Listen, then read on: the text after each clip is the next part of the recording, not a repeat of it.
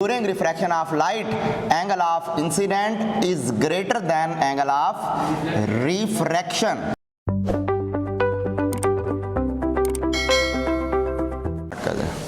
अच्छा, आज का हमारा टॉपिक है refraction of light. Refraction of light को समझने से पहले हम चंद एक एग्जांपल समझते हैं डेली लाइफ की, जिससे हमें आइडिया होगा कि लाइट के रिफ्लेक्शन का डेली लाइफ में क्या रोल है। मिसाल के तौर पर आप देखें, साइड पर आपको एक गिलास नज़र आ रहा है और उस गिलास के अंदर वाटर फिल किया हुआ है, ऐसे ही है, नज़र आ रहे हैं, और उसके अंदर हमने पेंसिल डिप कर दी है।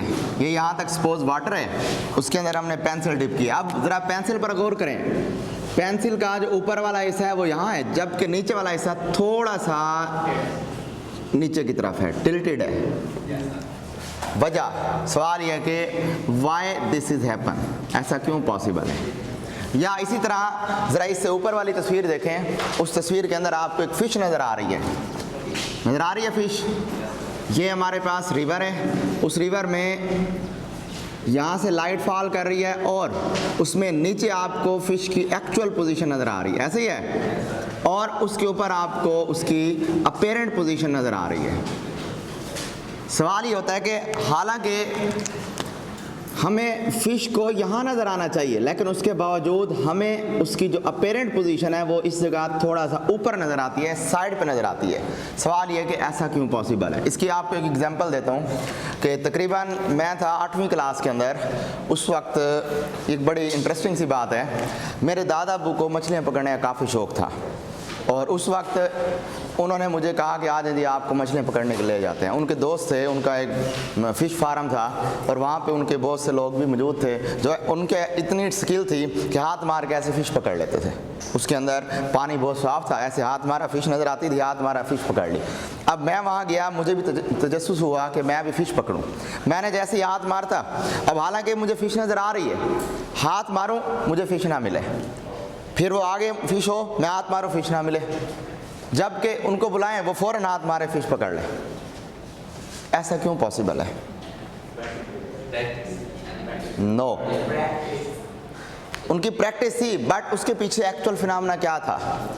जहां पर फ़िश हमें नज़र आ रही थी वहां फ़िश नहीं थी, वो अपनी एक्चुअल पोजीशन पे थी। नज़र यहाँ आ रही थी थोड़ा ऊपर, अब वो क्या करते थे, जहाँ उनको नज़र आ रही होती थी उससे थोड़ा सा साइड पे हाथ मारते पकड़ लेते, क्योंकि उनको क्या पता था कि फ़िश यहाँ नहीं है, उससे थोड़ा सा पीछे है। तो सेम यही वाली चीज़ थी जो वहाँ वो देखते थे। इन दोनों केसेस में जो फिनोमेना है जिसकी वजह से ये पेंसिल हमें बेंडेड फॉर्म में नज़र आती है या ये फ़िश हमें थोड़ा सा ऊपर नज़र आती है, this is due to refraction of light. Refraction की वजह से है। अब ये देखते हैं कि रिफ्रैक्शन के फिनोमेना में होता क्या है। पहले तो आप ये देखें इसके अंदर हो क्या रहा है, बेंडिंग हो गई है, और यहाँ भी क्या है, एक्चुअल पास से थोड़ा इधर हो गए हैं। तो यही phenomena he actually refraction of light है। रिफ्रैक्शन ऑफ लाइट फिनोमेना देखते ही फौरन माइंड में आता है कि हमने चैप्टर नंबर 10 में वाटर वेव की रिफ्रैक्शन भी पढ़ी थी। एनी हाउ, वाटर वेव की रिफ्रैक्शन में भी यही था कि अगर हम वाटर वेव को किसी भी मीडियम में से पास कराएं तो वाटर वेव जब पास होने लगेंगी तो अपना रास्ता तब्दील कर लेंगे, ऐसे था ना। सेम यही मैकेनिज्म यहाँ पे। सपोज ये हमारे पास एक गिलास है जी, शीशा या प्लास्टिक ले लें या कोई भी चीज़ ले लें। अच्छा, यहाँ पर क्या मौजूद है, हवा, और सिमिलरली यहाँ भी मौजूद है हवा, और इस जगह पर ये हमारे पास एक टार्च लाइट है और इस टार्च लाइट में से लाइट निकल के जा रही है। ये लाइट निकल के क्यों जा रही है जी? Remember, this light must be monochromatic, यानी ऐसी लाइट हो जो सिंगल कलर वाली हो, एक वेवलेंथ वाली हो, ताकि हम रिफ्रैक्शन ऑफ लाइट को क्लियरली ऑब्जर्व कर सकें। ज़्यादा कलर वाली आप ना लें, जैसे वाइट लाइट है 7 कलर पे मुश्तमिल है, वो आप ना लें। तो ये वो रे जो आके यहाँ इससे टकरा रही है, इसका नाम होगा इंसिडेंट रे। क्या होगा? Incident ray. अब सबसे पहली चीज़, रिफ्रैक्शन ऑफ लाइट को समझने के लिए हमें एक कंसेप्ट समझना है। वो कंसेप्ट ये है कि what is rare medium and denser medium.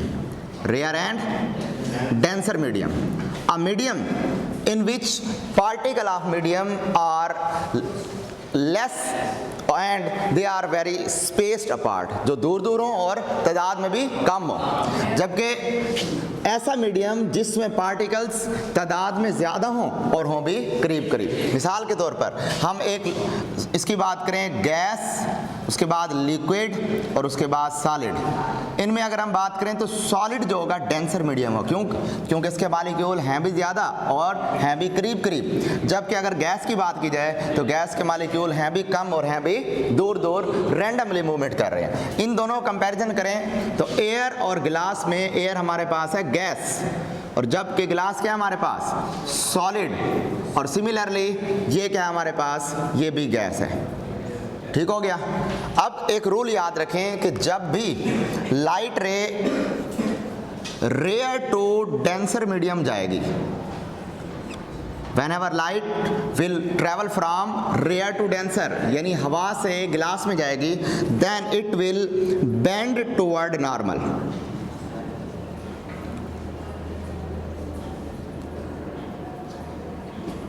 Normal की तरह बेंड हो जाएगी। सिमिलरली अगर लाइट रे डेंसर टू रेयर मीडियम जाए, यानी गिलास से हवा में जाए, तब वो उससे दूर हो जाएगी। Denser to rare medium it will move away from normal, normal से दूर हो जाएगी। ये रूल याद रखिएगा। इसी चीज़ को, इसी मैकेनिज्म को हमने समझना है। अब हम फर्ज करते हैं, consider we have a light ray which is known as incident ray and it is represented by OI। इसको OI से रिप्रेजेंट कर देते हैं। अब पहला काम क्या होता है इसमें, रिफ्रैक्शन ऑफ लाइट में पहला काम नॉर्मल ड्रा कर रहे हैं।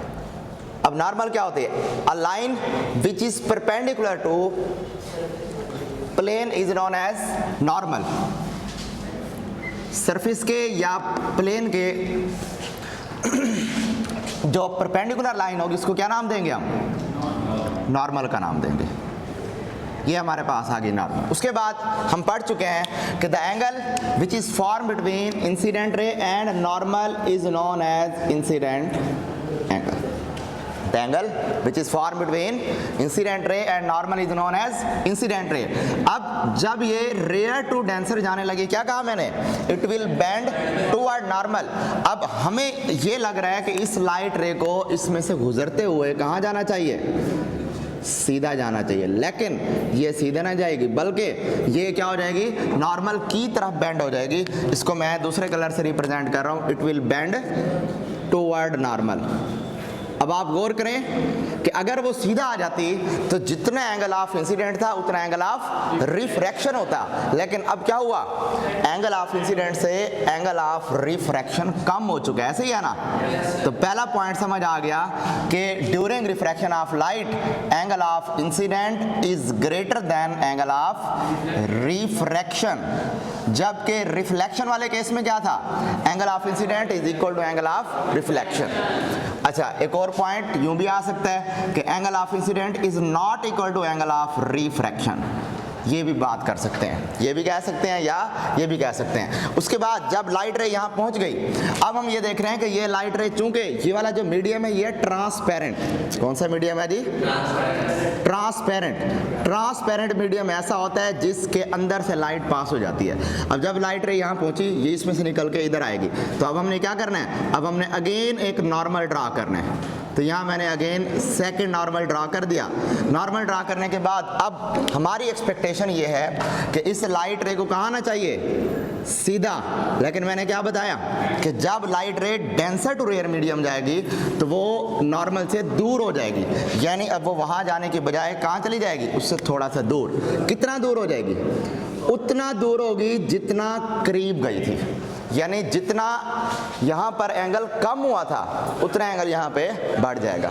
यानी मैं कह सकता हूँ कि अब यहाँ जो बनने वाला एंगल होगा थीटा ई से ज़ाहिर करूँगा उसको, किससे ज़ाहिर करूँगा, थीटा ई से। कैसे, अब ये देखें, ये इस रे का नाम दिया मैंने इंसिडेंट रे, इसको मैंने नाम दिया नॉर्मल का, और ये जो रेड वाली रे है इसको मैंने नाम क्या दिया, रिफ्रैक्टेड रे। क्या नाम दिया, रिफ्रैक्टेड रे। इस नॉर्मल और रिफ्रैक्टेड रे के दरमियान बनने वाले एंगल का क्या नाम दिया, एंगल ऑफ रिफ्रैक्शन या रिफ्रैक्टेड एंगल। उसके बाद ये ब्लू कलर की रे जो यहाँ से निकल के जा रही है, दिस रे इज नोन एज इमर्जिंग रे। क्या नाम है इसका? इमर्जिंग रे। इमर्ज का मतलब होता है खारिज हो जाना, निकल जाना। ये रे इसमें से निकल के जा रही है, तो इस रे का नाम क्या है? इमर्जिंग रे। और नॉर्मल और इमर्जिंग रे के दरमियान जो एंगल बन रहा होगा उसको क्या नाम दिया जाएगा? Emergent angle. The angle which is form between emerging ray and normal is known as emergent angle. तो मैं यहाँ पे ये कह सकता हूँ कि इस केस के अंदर angle of incident emergent angle के बराबर होता है। Angle of incident angle of refraction के बराबर नहीं है, angle of incident angle of emergent के बराबर होता है। ये मैं यहाँ से कह सकता हूँ। ये एमसीक्यू के लिए आपने पॉइंट याद रखने हैं। क्लियर हो गई बात? अच्छा, अब ये तो हो गई हमारे पास रिफ्रैक्शन ऑफ लाइट, एग्जाम्पल भी देख ली और इससे रिलेटेड जो मैकेनिज्म था थ्योरेटिकल अप्रोच वो भी ऑब्जर्व कर ली। अब इसकी डेफिनेशन अब क्या बनेगी इसकी कि the phenomena in which whenever light passes through one medium to another transparent medium, it will change its direction। क्योंकि दोनों पॉसिबिलिटी हैं, टुवर्ड नॉर्मल भी हो सकती है, अवे फ्रॉम नॉर्मल भी। तो क्या लिखेंगे इसमें? It will change its direction. This phenomena is known as refraction of light. अगर रिफ्रैक्शन ऑफ वाटर वेव होता फिर क्या कहते हैं? इसमें पानी की वेव जब एक मीडियम से दूसरे मीडियम में पास होती हैं तो क्या कर लेती हैं? अपने डायरेक्शन चेंज कर लेती हैं और उसको हम कहेंगे रिफ्रैक्शन ऑफ लाइट। अच्छा, अब रिफ्रैक्शन के दौरान कुछ फिनोमेना होते हैं। पहला फिनोमेना कि जब रिफ्रैक्शन हो रही होती है according to this formula V is equal to F lambda. चूंकि हम बात कर रहे हैं किसकी?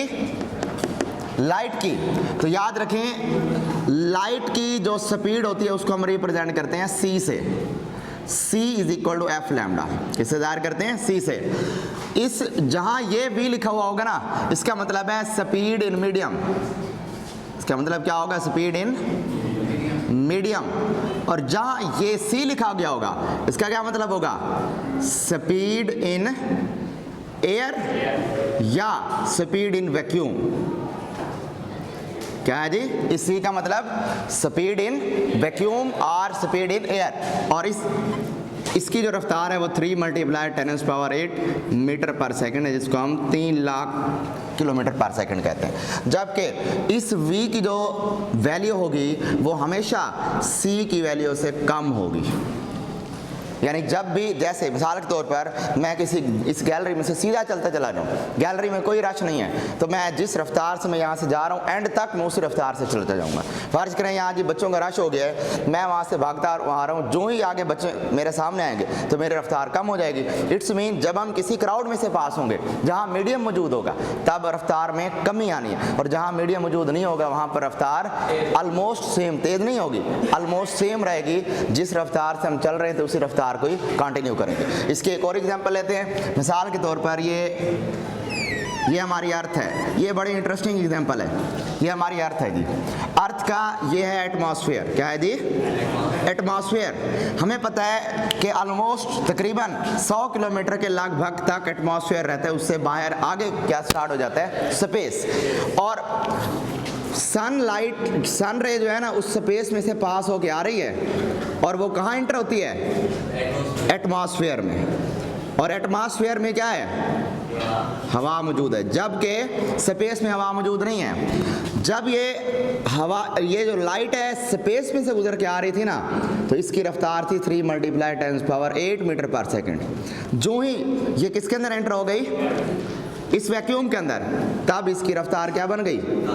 इस C से, यानी 3 × 10⁸ से कम हो गई। इसको हम कहते हैं 3 लाख किलोमीटर पर सेकंड। इसकी रफ्तार कम हो गई। तो अभी आगे हमने आज एक टॉपिक भी पढ़ना है, speed of light in different medium वाला, तब आपको वो एक्सप्लेनेशन, ये वाली एक्सप्लेनेशन वहाँ काम आएगी। फिलहाल ये देखें कि इस फार्मूले के अकॉर्डिंग याद रखें, चूँकि यहाँ से जब लाइट फॉल कर रही है ना, तो सपोज मैं ब्लू कलर की लाइट इस पर डाल रहा हूँ, तो जब ये रिफ्रैक्ट करके जाएगी तो ब्लू कलर की ही होगी।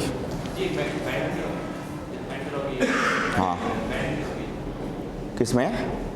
बैंड तो होगी, अंडरस्टूड है, बैंड तो होना है। ये तो एक्चुअल मैकेनिज्म है, बैंडिंग तो आनी है। मीडियम के अंदर पास होकर जब रिफ्रैक्ट होगी, बैंडिंग का मैकेनिज्म है। मैं बैंडिंग के मैकेनिज्म के साथ साथ अब और पॉइंट पर बताना चाह रहा हूँ कि फर्ज करें ब्लू कलर की लाइट है, यहाँ से बैंड होके ये अपना कलर चेंज नहीं करेगी। ड्यूरिंग रिफ्रैक्शन, एमसीक्यू आती है, ड्यूरिंग ड्यूरिंग रिफ्रैक्शन पहला पॉइंट क्या होगा कि कलर सेम रहेगा। क्या होगा जी? कलर सेम रहेगा। पहला MCQ, colour will remain same. याद रखें कलर का ताल्लुक होता है उस लाइट की फ्रीक्वेंसी से। जैसे है जी फ्रीक्वेंसी से, इसका मतलब कलर जब सेम है तो क्या चीज़ सेम रहेगी? फ्रीक्वेंसी सेम रहेगी। अब जब कलर भी सेम है, फ्रीक्वेंसी भी सेम है, इस इक्वेशन में ये f को मैं कांस्टेंट मान लूँ, कांस्टेंट और इक्वल क्या आ जाएगा? Proportionality, v directly proportional to lambda आ गया। समझ आ गई? तो इट्स मीन जब लाइट रे स्पेस से मीडियम में दाखिल होगी, दो चीज़ें होंगी। पहले नंबर पे कलर और फ्रीक्वेंसी सेम रहेंगे, उसके साथ साथ एक बात तो क्लियर है कि डायरेक्शन चेंज हो जाएगी। क्या हो जाएगी? डायरेक्शन चेंज हो जाएगी, जो हमने रिफ्रैक्शन ऑफ लाइट से पढ़ लिया। अब प्रोपोर्शनैलिटी का साइन ये बता रहा है कि जब हम स्पेस में से एटमॉस्फेयर में गए तो उसकी रफ्तार कम हो गई। क्या हो गया? रफ्तार कम। और जब ये दोनों एक दूसरे के डायरेक्टली हैं, रफ्तार कम हो रही है तो वेवलेंथ भी क्या हो जाएगी? कम हो जाएगी। मिसाल के तौर पर यहाँ से ये लाइट रे आ रही है, मैं इसको वेव की शक्ल में बना रहा हूँ और इसकी वेव ये है। जो ही स्पेस से एटमॉस्फेयर में दाखिल होगी तो एक तो इसने अपनी डायरेक्शन चेंज कर ली है, दूसरा इसकी जो वेवलेंथ है वो भी छोटी हो जाएगी। समझ आ गई? डायरेक्शन भी चेंज हो गई, वेवलेंथ भी छोटी हो गई, स्पीड भी कम हो गई, दो चीज़ें सेम रही। वो क्या थी? कलर सेम रहा और फ्रीक्वेंसी सेम रही है। ये 5 MCQs हैं जो आपने रिफ्रैक्शन के लिए याद रखनी है। समझ आ गई? तो ये है हमारे पास refraction of light mechanism. Refraction of light के बाद अब हम देख रहे हैं कि लॉज ऑफ रिफ्रैक्शन क्या होते हैं जी। नेक्स्ट है laws of refraction. Laws of refraction की बात कर रहे हैं जी। लॉज ऑफ रिफ्रैक्शन को समझने के लिए हमने इसी डायग्राम को ही सामने रखना है। लॉज ऑफ रिफ्रैक्शन में पहला लॉ है हमारे पास, पहला पॉइंट है कि इंसिडेंट रे, उसके बाद दूसरा है जी हमारे पास रिफ्रैक्टेड रे, और तीसरा है जी नॉर्मल। हमने लॉज ऑफ रिफ्लेक्शन में पढ़ा था, दूसरा पॉइंट था कि इंसिडेंट रे, रिफ्लेक्टेड रे और नॉर्मल तीनों एक ही प्लेन पर लाई कर रहे थे, था ना। यहाँ पर एक लफ्ज़ की चेंजिंग है, वो क्या है? इंसिडेंट रे, रिफ्रैक्टेड रे, नॉर्मल। मिसाल के तौर पर मैं वैसे ही एक डायग्राम बना लेता हूँ कि ये हमारे पास एक ऑब्जेक्ट है जहाँ पर लाइट फॉल कर रही है, यहाँ से भी मैं इसके ऊपर लाइट फॉल करा देता हूँ। अब ये नॉर्मल है हमारे पास, नॉर्मल के बाद यहाँ से लाइट रे इधर बेंड हो गई थी। अब गौर करें, इसमें इंसिडेंट रे आई से रिप्रेजेंट कर रहा हूँ, नॉर्मल एन से जाहिर कर रहा हूँ, रिफ्रैक्टेड रे आर से जाहिर कर रहा हूँ। तीनों देखें एक ही प्लेन पर लाई कर रहे हैं ना। तो पहला रूल क्या हो गया कि during refraction of light incident ray, normal and refracted ray all lie at same plane पे लाई करेंगे। उसके बाद दूसरा पॉइंट ये आ गया कि वहां पर लॉज ऑफ रिफ्रैक्शन में इंसिडेंट एंगल और रिफ्लेक्टेड एंगल बराबर थे, ऐसे ही था ना। यहां पर इंसिडेंट एंगल और रिफ्लेक्टेड एंगल बराबर नहीं होंगे। यहां क्या होगा? यहां पर दूसरा पॉइंट ये हो सकता है कि here incident angle is not equal to refracted angle, जो कि आपकी बुक में नहीं है बट आपको पता होना चाहिए। जबकि क्या होगा? Incident angle is equal to emergent angle. दूसरा पॉइंट ये आ गया। तीसरा पॉइंट क्या आ सकता है? तीसरा पॉइंट ये आ सकता है, अब इसमें हम देख रहे हैं, वो कहते हैं कि रेशो ऑफ, किसकी रेशो ले रहे हैं? ये समझने वाला पॉइंट है। Ratio of sine of angle of incidence to the sine of angle of refraction is equal to constant. ये समझने वाला पॉइंट है, इसको आपने गौर से समझना है। आगे अब हम डिफाइन कर रहे हैं व्हाट इज स्नेल्स लॉ। दूसरा पॉइंट में स्नेल्स लॉ को डिफाइन किया जा रहा है।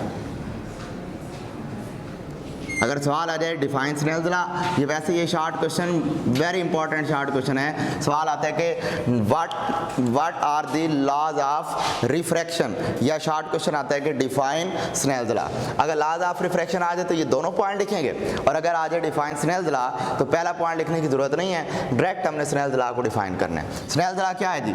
स्नेल्स लॉ ये है कि the ratio of sine of angle of incidence to sine of angle of refraction. इसका मतलब क्या है? इसका मतलब कि ये इंसिडेंट एंगल थीटा आई और रिफ्रैक्टेड एंगल थीटा आर, इनके दरमियान अगर हम रेशो लें, डिवाइड करें, क्या लेकर? साइन लेकर। अब यहाँ पहला सवाल आता है कि why we are taking sine rather than cos and tan, क्योंकि ट्रिग्नोमेट्री के अंदर जो हमारे पास बेसिक फंक्शन है ना, ट्रिग्नोमेट्रिक फंक्शन, वो कौन कौन से होते हैं? वो एक है हमारे पास साइन थीटा, दूसरा है कॉस थीटा, तीसरा है टेन थीटा, और भी इनके इन्वर्स भी होते हैं। साइन का भी इन्वर्स, कॉस का भी, और इसका भी। साइन का कोसेकेंड होते हैं, कॉस का सेकेंड, टेन का कॉट हो जाएगा, और फिर उनके इन्वर्स भी होते हैं। बहरहाल अभी फिलहाल हम ये देख रहे हैं साइन, कॉस और टेन की बजाय साइन लेने के हम कॉस क्यों नहीं ले सकते, टेन क्यों नहीं ले सकते? अगर आप इन तीनों के ग्राफ ऑब्जर्व करें, तीनों ग्राफ आपको 9th में ये ट्रिग्नोमेट्रिक फंक्शन पढ़ाए गए होंगे, इनके ग्राफ नहीं पढ़ाए गए, ग्राफ आप जाके पढ़ेंगे फर्स्ट ईयर के फिजिक्स में चैप्टर नंबर 11, फर्स्ट ईयर की मैथ में चैप्टर नंबर 11 के अंदर, वहाँ इसके प्रॉपरली ग्राफ रिप्रेजेंटेड है। साइन का ग्राफ अगर हम ऑब्जर्व करें ना, तो साइन का ग्राफ हमें मिलता है ओरिजिन से, और अगर कॉस का ग्राफ देखें वो हमें ओरिजिन से नहीं, पीक से मिलता है। इसकी मुझे कहाँ से पता लगा? साइन 0 पर 0, जबकि कॉस 0 पर 1 होता है। तो साइन 0 पर 0, इसकी स्टार्टिंग 0 है, जबकि कॉस 0 पर 1 है, तो इसकी स्टार्टिंग 1 से कर रहा हूँ। एनी हाउ, हमारा जो लाइट वेव्स को जब हम ऑब्जर्व करते हैं तो लाइट वेव एक साइनोसाइडल बिहेवियर शो करती है। कौन सा? साइनोसाइडल। साइनोसाइडल का क्या मतलब है? ऐसा बिहेवियर जो साइन वेव जैसा बिहेवियर रखता है। कैसा बिहेवियर होता है? साइनोसाइडल, यानी साइन वेव जैसा, यानी उसकी स्टार्टिंग कहाँ से होती है? 0 से। इसलिए हम यहाँ पर क्या ले रहे हैं? Sine theta divided by sine theta, और ले रहे हैं बजाय कॉस या टेन लेने के। तो यही रीज़न है कि यहाँ पर हम साइन यूज़ कर रहे हैं। बहरहाल अब इस फार्मूले की, इस लॉ की आपको इंपॉर्टेंस बता रहा हूँ। इस लॉ के थ्रू हमने एक नई टर्म डिफाइन करनी है, नई टर्म कैलकुलेट करनी है। उस टर्म का नाम होता है रिफ्रैक्टिव इंडेक्स। क्या नाम है उस टर्म का? Refractive index. Refractive index. Refractive index को दो तरह से डिफाइन किया जाता है। एक तरह से डिफाइन किया जाता है थ्रू स्नेल्स लॉ, और एक तरह से डिफाइन किया जाता है through definition, proper definition, speed के पॉइंट ऑफ व्यू से डिफाइन किया जा रहा होता है। तो अब अगर आपसे कोई पूछे कि रिफ्रैक्टिव इंडेक्स को किस तरह रिप्रेजेंट किया जाता है, आप कहेंगे एक तो रिफ्रैक्टिव इंडेक्स रिप्रेजेंट होता है n = c/v से, यानी by using concept of speed of light in vacuum या in air as well as in atmosphere, या मीडियम भी कह सकते हैं। दूसरा कंसेप्ट क्या होगा कि ये जो साइन थीटा और साइन आर है ना, ये कांस्टेंट के बराबर है, और यही कांस्टेंट रिफ्रैक्टिव इंडेक्स होता है। क्या कहलाता है? Refractive index. जहां आपको पूरी फिजिक्स में स्मॉल n लिखा हुआ नजर आ जाए, आज के बाद आपने समझ जाना है कि स्मॉल n का मतलब क्या है? Refractive index. जहां कैपिटल N लिखा हुआ नजर आ जाए, उसका क्या मतलब है? नॉर्मल। इसमें ये फिजिक्स में ऑप्टिकल, इसमें इलेक्ट्रॉनिक्स वाले, इसमें ऑप्टिकल डिवाइसेस में, इसमें लाइट वाले चैप्टर के अंदर जहां जहां आपको स्मॉल n लिखा हुआ नजर आ जाए, क्या कहेंगे? Refractive index. और जहां कैपिटल N लिखा हुआ नजर आ जाए, वहां पे नॉर्मल होगा। तो अब इसको रिफ्रैक्टिव इंडेक्स को डिफाइन करने के दो मेथड है। पहला by using concept of speed of light, दूसरा by using angle of incident and angle of refraction. इन दोनों से। अब पहले पॉइंट पे हम ये देख रहे हैं कि एंगल ऑफ इंसिडेंट और रिफ्रैक्शन से हम रिफ्रैक्टिव इंडेक्स को कैसे डिफाइन करते हैं। आप ये कहेंगे कि अगर हम साइन थीटा आई और साइन थीटा आर की रेशो ले लें, वो एक हमें कांस्टेंट नंबर मिलेगा, और वही कांस्टेंट नंबर किसके बराबर होगा? n के। इसकी एक मिसाल दे रहा हूँ। साइड टेबल पर जरा देखें, साइड टेबल नजर आ रही है?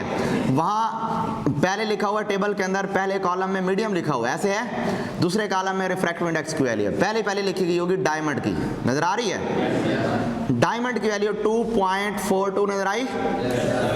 इसके साथ चलते जाए नीचे, तो उसमें आपको ग्लास की वैल्यू, क्राउन ग्लास की वैल्यू 1.52 नजर आ रही है। इस तरह नीचे आते जाएं तो आपको वहां पर वाटर की वैल्यू 1.33 नजर आ रही है। इस तरह आखिरी देखें एयर में इसकी वैल्यू 1 नजर आ रही है, और भी टेबल में वैल्यूज दी गई हैं। बहरहाल अब हम ये सारी वैल्यूज देखते हैं कि ये सारी वैल्यूज कैसे कैलकुलेट की गई हैं bye using concept of angle of incident and angle of refraction. इसके लिए क्या करना होगा, अब आप यहाँ इस जगह पर ग्लास यूज करने की बजाय क्या यूज कर लें, डायमंड। क्या यूज करें, डायमंड।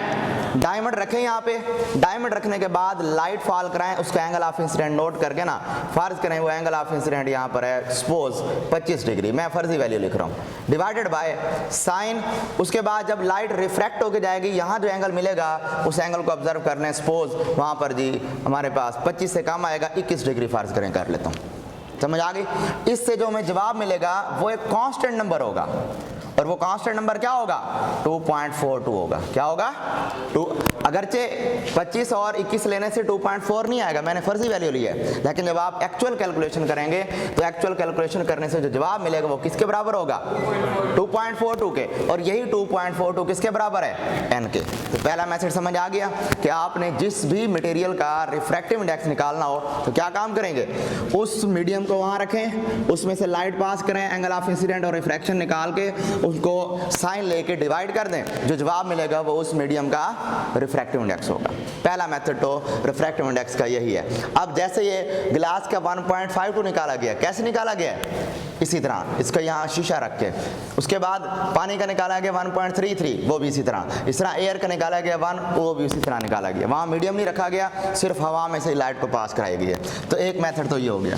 दूसरा मेथड भी आ रहे हैं रिफ्रैक्टिव इंडेक्स का। सेकंड मेथड है कि the ratio of speed of light in air, किसमें, speed of light in air, speed in air to the speed of light in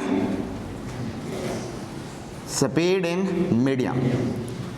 वहां डेफिनेशन क्या थी रिफ्रैक्टिव इंडेक्स की, the ratio of sine of angle of incidence to sine of angle of refraction, जबकि वहां definition क्या है, the ratio of speed of light in air to the speed of light in vacuum, बल्कि medium. आपकी book में speed of light in air लिखा हुआ है सी की जगह। अक्सर बुक्स में हायर क्लासेस में जब आप जाएंगे, फर्स्ट ईयर में चैप्टर नंबर 10 के अंदर भी सी की डेफिनेशन मौजूद है, वहाँ सी की जगह speed of light in air की बजाय speed of light in vacuum लिखा हुआ है। तो कुछ बुक्स में speed of light in vacuum है और कुछ बुक्स में speed of light in air है, divided by speed of light in medium है। एनी हाउ आपकी बुक में सिर्फ सी की जगह speed of light in air लिखा हुआ है, तो आप वैसे डिफाइन करेंगे कि the ratio of speed of light in air to the speed of light in medium is known as refractive index. ठीक है। दूसरा point, it has no unit, इसका कोई यूनिट नहीं है। क्यों यूनिट नहीं है जी, because it is the ratio of two similar quantities. ये भी स्पीड है, इसका यूनिट भी मीटर पर सेकंड, इसका यूनिट भी मीटर पर सेकंड, दोनों कैंसिल हो गए, कोई यूनिट नहीं है। क्लियर बात। तो ये सिमिलर क्वांटिटीज की रेशियो है, इसलिए इसका यूनिट कोई नहीं है। तो ये रिफ्रैक्टिव इंडेक्स एक डिफाइन कर लिया विद रिस्पेक्ट टू स्पीड, और ये डिफाइन कर लिया विद रिस्पेक्ट टू एंगल। अब हम कुछ एमसीक्यू के पॉइंट ऑफ व्यू से रिलेशन देख रहे हैं। पहला रिलेशन के रिफ्रैक्टिव, ये sine of angle of incidence और रिफ्रैक्टिव इंडेक्स का आपस में क्या रिलेशन होता है। याद रखें, sine theta I upon sine theta R. मैं कहता हूं कि ये मेरे पास पहला मीडियम है, इसको मैं एयर कह रहा हूं, ये दूसरा मीडियम है, इसको ग्लास कह रहा हूं। तो मैं थीटा आई की जगह लिख दूं एंगल कहाँ, एयर के अंदर, यहाँ थीटा आर लिख दूं कहाँ पर, एंगल ग्लास के अंदर। इससे जो कांस्टेंट नंबर मिल रहा है एन पता है कैसे मिलेगा, N G divided by N A. क्या मतलब होगा इसका, इसका प्रूफ हायर क्लासेस में है, बट यहाँ एमसीक्यू के लिए रिलेशन आपको पता होना चाहिए कि angle of incident refractive index के उलट रिलेशन रखता है। समझ आ गई, यानी यहाँ बनने वाला एंगल और इधर सेकंड मीडियम का रिफ्रैक्टिव इंडेक्स, ये दोनों आमने सामने होंगे। मैं कह सकता हूँ यहाँ से कि ये जो साइन थीटा है, this is inversely proportional to क्या होगा, रिफ्रैक्टिव इंडेक्स। अब यहाँ से क्या कह सकते हैं बताएं जी, यहाँ से आप ये कह सकते हैं कि ये जो सेकंड मीडियम का रिफ्रैक्टिव इंडेक्स है वो पहले मीडियम के साइन के पॉइंट ऑफ व्यू से इनवर्स रिलेशन रख रहे हैं। क्लियर? ये एमसीक्यू का एक पॉइंट यहाँ से ये क्लियर हो गया। अच्छा, उसके बाद नेक्स्ट, अब इस रिफ्रैक्टिव इंडेक्स के बारे डेफिनेशन के पॉइंट ऑफ व्यू से कुछ एमसीक्यूज बना रहे हैं। अब ये देखें, हमने कहा कि जो भी मीडियम होगा उसका रिफ्रैक्टिव इंडेक्स कोई ना कोई कांस्टेंट नंबर होगा, बट वो मटेरियल टू मटेरियल वेरी करता रहेगा। क्या होगा? मटेरियल टू मटेरियल वेरी करेगा। जबकि सी की वैल्यू मैंने अभी आपको बताई, वो हवा के अंदर कांस्टेंट नंबर रख रही है। कितना? 3 × 10⁸ ये कांस्टेंट और इक्वल का साइन है।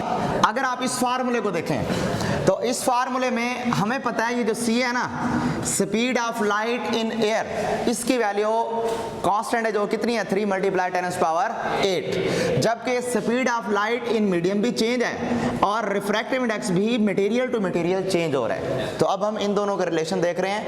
उस पैरामीटर को कांस्टेंट रखे तो वहां से रिलेशन बन रहा है n directly proportional to 1/v। क्या रिलेशन बनेगा? n directly proportional to 1/v। इसका मतलब क्या हुआ? इसका मतलब ये हुआ, इसको उधर शिफ्ट करें, ये उधर आ जाएगा, v directly inversely proportional to n। अब ऐसा मटेरियल जिसकी रिफ्रैक्टिव इंडेक्स की वैल्यू होगी ज्यादा, उसमें स्पीड ऑफ लाइट होगी कम। क्या होगी? स्पीड ऑफ लाइट कम। क्या कहा मैंने? ऐसा मटेरियल जिसका रिफ्रैक्टिव इंडेक्स ज्यादा, उसकी स्पीड ऑफ लाइट कम। मिसाल के तौर पर अगर मैं बात करूं डायमंड की, तो आपने देखा डायमंड का रिफ्रैक्टिव इंडेक्स कितना है? 2.42, n की वैल्यू 2.42। इसके बरक्स में बात करूं वाटर की, तो वाटर का रिफ्रैक्टिव इंडेक्स n = 1.33, ऐसे ही है। अब अगर मैं ये कहूं, आपसे पूछूं कि बताएं एक वाटर, उसको लाइट वेव को हमने पास कराया डायमंड में से भी वाटर में से भी, बताएं इनमें से किस में रोशनी की रफ्तार ज्यादा होगी? तो आप देखेंगे कि वो जिसका रिफ्रैक्टिव इंडेक्स होगा कम, उसमें रोशनी की रफ्तार ज्यादा, और वो जिसका रिफ्रैक्टिव इंडेक्स ज्यादा, उसमें रोशनी की रफ्तार कम होगी। ये रिलेशन हमें ये बता रहे हैं। ठीक है, इसी रिलेशन को हमने अब पढ़ना है। एक टॉपिक है स्पीड ऑफ लाइट। टॉपिक है speed of light in medium. किसमें? मीडियम के अंदर। अब इसके अंदर छोटा सा पैराग्राफ, इस पैराग्राफ में वो ये कहता है कि हम ये तो पढ़ चुके हैं कि हवा के अंदर रोशनी की रफ्तार कितनी है? 3 × 10⁸ यानी मैं यहाँ लिख रहा हूँ speed of light in air which is equal to 3 × 10⁸। अच्छा, एक और बात याद रखें, आपकी बुक वाला तो ये कह रहा है कि speed of light in air 3 × 10⁸ है। ये किस तरह से है उसकी ये याद रखें। फार्मूला हमारे पास n = c/v। क्या है जी? n = c/v। अब मैं मुख्तलिफ मटेरियल्स के लिए, मुख्तलिफ मीडियम के लिए स्पीड ऑफ लाइट मालूम कर रहा हूँ। फॉर एयर बुक में आपकी जस्ट वैल्यू लिख के दी गई है, मैं उसको पूरा कैलकुलेट करके दे रहा हूँ कि ये वैल्यू आती कैसी है। बुक में हवा के लिए रोशनी की रफ्तार निकाली गई है, और उसके बाद ये गिलास में रोशनी की रफ्तार निकाली गई है, क्राउन गिलास में, और उसके बाद निकाली गई है वाटर में रोशनी की रफ्तार निकालेगी। ऐसे ही है ना? 3 मुख्तलिफ एमसीक्यूज नजर आ रही हैं आपको। पहले वो कहते हैं speed of light in air, हवा में कितनी होगी? तो इस फार्मूले के अकॉर्डिंग v को उधर शिफ्ट करें, n को इधर ले आए, तो फार्मूला बनेगा v = c/n। ये फार्मूला बनेगा v = c/n। ये फार्मूला होगा v = c/n। अब क्या करना होगा? Speed of light in air calculate करना है, स्पीड ऑफ लाइट इन गिलास कैलकुलेट करना है, speed of light in water calculate करना है। इन तीनों के अंदर एक चीज कांस्टेंट है, वो क्या है? C की वैल्यू 3 × 10⁸ सब में कांस्टेंट है। तो यहाँ लिख रहा हूँ, यहाँ भी 3 × 10⁸, यहाँ भी लिख रहा हूँ 3 × 10⁸, और इधर भी लिख रहा हूँ 3 × 10⁸। चेंज कहाँ आ रही है? उनके रिफ्रैक्टिव इंडेक्स में। टेबल में अभी हम पढ़ चुके हैं कि हवा में रिफ्रैक्टिव इंडेक्स कितना है? 1। गिलास में रिफ्रैक्टिव इंडेक्स कितना है? 1.52। और वाटर में रिफ्रैक्टिव इंडेक्स कितना है? 1.33। मैथ का असूल आपको पता है कि डिनोमिनेटर में वैल्यू जितना छोटी होती है जवाब उतना बड़ा आता है। यहाँ सबसे छोटी वैल्यू कौन सी है? ये वाली। अच्छा, किसी भी चीज के नीचे 1 आ जाए, जवाब कितना आता है? 3 × 10⁸। तो यहाँ से ये बात क्लियर हो गई कि हवा के अंदर रोशनी की रफ्तार कितनी है। अब अगर मैं आपसे पूछूं कि speed of light in air कितनी है और speed of light in vacuum कितनी है, कितनी होगी? सिमिलर होगी, सेम होगी। वैक्यूम में भी 3 × 10⁸ है और एयर में भी 3 × 10⁸ है। अब यहाँ से कैलकुलेट करें, यहाँ से आपको जवाब मिल जाएगा 2.3 है, 8 है। 3 × 10⁸ डिवाइडेड बाय 1.52 बताएं।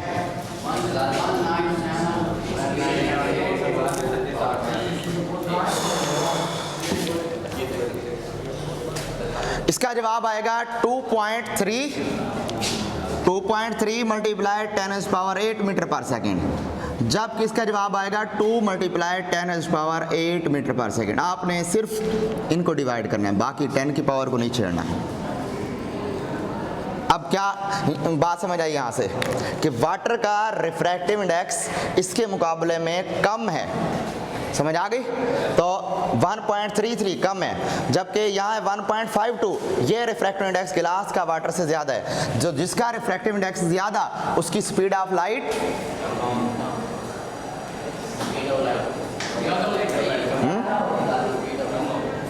कम होगी। तो इसका जवाब वहाँ पे कैलकुलेट करें, इसका 2 आएगा, इसका 2.3 आएगा।